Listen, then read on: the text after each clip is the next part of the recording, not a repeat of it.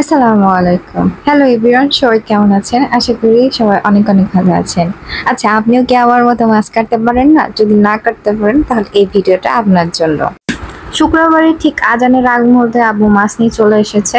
তো শুক্রবারে যেটা হয়, সময় কম থাকে কারণ আজান তাড়াতাড়ি দিয়ে দেয়, সবাই নামাজ কালামে চলে যায়।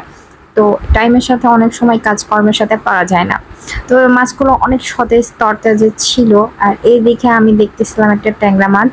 ট্যাংরা মাছটা মোটামুটি বেশ পেটটা ফোলা ফোলাই ছিল এবং বুঝতেছিলাম যে বৃষ্টির কারণে প্রত্যেকটা মাছই মোটামুটি ডিমওয়ালা হয়েছে। রহমতের বৃষ্টি, তাই না?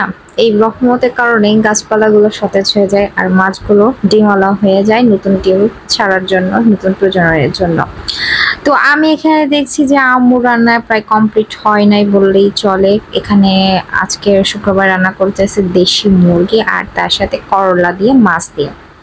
তো বাসায় প্রায় সবাই অনেক ব্যস্ত কারণ নামাজের সময় হয়ে গিয়েছে। আব্বু আর আমার ভাই যাচ্ছে নামাজে, এদিকে আম্মুর এখনো রান্না শেষ হয় নাই। সচরাচর তেলাপিয়া মাছ আসলে আমার আব্বুই কেটে দেয়, আমার আব্বুর কাছে এগুলো পানি ভাত। বাট যেহেতু আজকে সবাই নামাজে চলে যাচ্ছে আর আম্মু এখনো রান্না বান্না শেষ হয় নাই, তো আমি একটু রিস্ক নিয়ে একটু মাছ কাটার চেষ্টা করতেছি। ইদানিং মোটামুটি একটু চেষ্টা করতেছি মাছ টাছ কাটার জন্য। তো এখানে প্রথমে আমি মাছের আঁশগুলো ছাড়াই নিব, তারপরে মাছের যে কাটাগুলো ওগুলো আস্তে আস্তে করে নিব।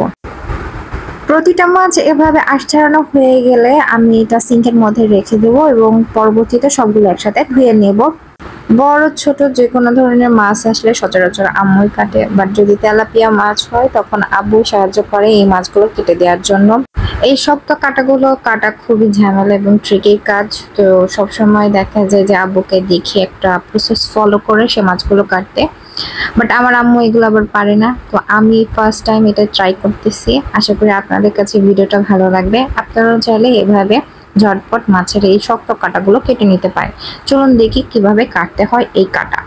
এখানে আসলে বোঝানোর কিছুই নেই, ভিডিওতে দেখতে পাচ্ছেন মাছটা জাস্ট বসায়ে একটা কাঠ দিয়ে আস্তে আস্তে কাটলেই কাটাগুলো খুব সুন্দরভাবে কেটে আসে।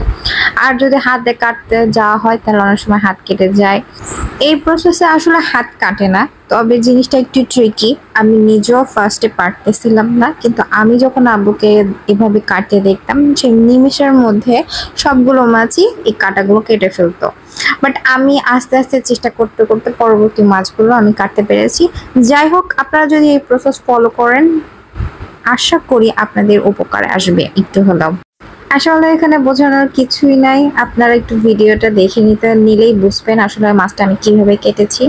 ভিডিওটা অনেক বড় হয়ে যাচ্ছে তাই একটু স্পিড বাড়িয়ে দিচ্ছি, বাট আশা করি আপনারা এটা বুঝবেন কিভাবে কেটেছি। আমি যেটাই মাছ কাটতেছি এটা আপনাদের আঞ্চলিক ভাষায় কি বলে আমি জানি না, তবে আমাদের অঞ্চলে বটি বলে। আমি মাছটার কাটাকে ফার্স্টে বটির উপর বসিয়ে আস্তে আস্তে কাঠ দিয়ে টোকা মারলে কাটাগুলো কেটে যাচ্ছিল। এটাই হচ্ছে ব্যাপার, সিম্পল বাট খুবই ইজি।